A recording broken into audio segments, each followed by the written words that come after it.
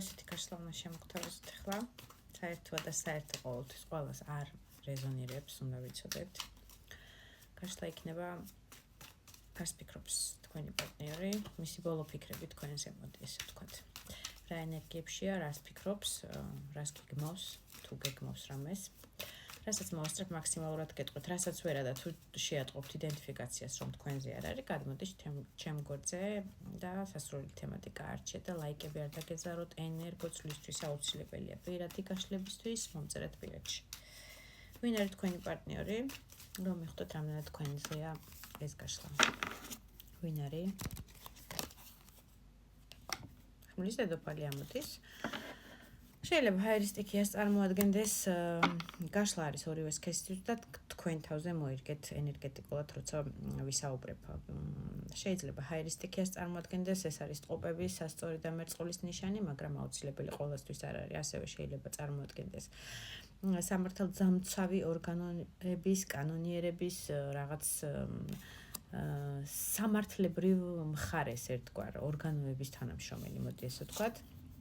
ასევე ამ კარტით შეიძლება იყოს განქორწინებული ან ქვრივის სტატუსში, ან პირად ცხოვრებაში რაღაცნაირად დაულაგებელი, ასე ვთქვათ, წინა ურთიერთობებიდან წარე გამოცდილებით, რამაც პრინციპში ჰაერის დედოფლად აქცია, ცივ დედოფლად, ასე ვთქვათ.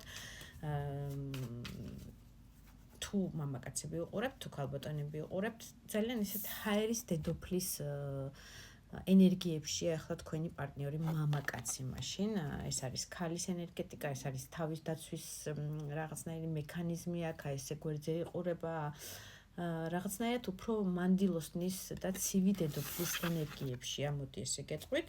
მამაკაცი არის ძალიან მიმზიდველი, ძალიან ეშმაკის კარტით, ეს არის მიმზიდველი ადამიანი, ძალიან ვიბრაციები აქვს ესეთი ადამიანებს, რომ თავისკენ იხმობს ენერგეტიკით, შინაგანი ენერგეტიკით, შეიძლება რაღაცა დამოკიდებულებები აქვს რაღაცეების მიმართ, სასმელ დამოკიდებულება იქნება, თუ საწინააღმდეგო სქესის მიმართ ერთგვარი დამოკიდებულება, მოხიბლოს ადამიანები და ესე თავის ნახეთ, თავის ერთგვარ ძაფებზე ათამაშოს, ნერვებზე ათამაშოს, დამოკიდებულებაში ჩააგდოს, მონატრებაში ჩააგდოს, რაღაცნაირი დამოკიდებული პიროვნება. თავად აქვს დამოკიდებულებები ამ კარტით, ამასაც გეტყვით, ეს კიდევ ვიმეორებ, შეიძლება იყოს ალკო დამოკიდებულება, ნარკო დამოკიდებულება, თამაშის მიმართ დამოკიდებულება, ფულის მიმართ ერთგვარი დამოკიდებულება, რაც მის ვიბრაციას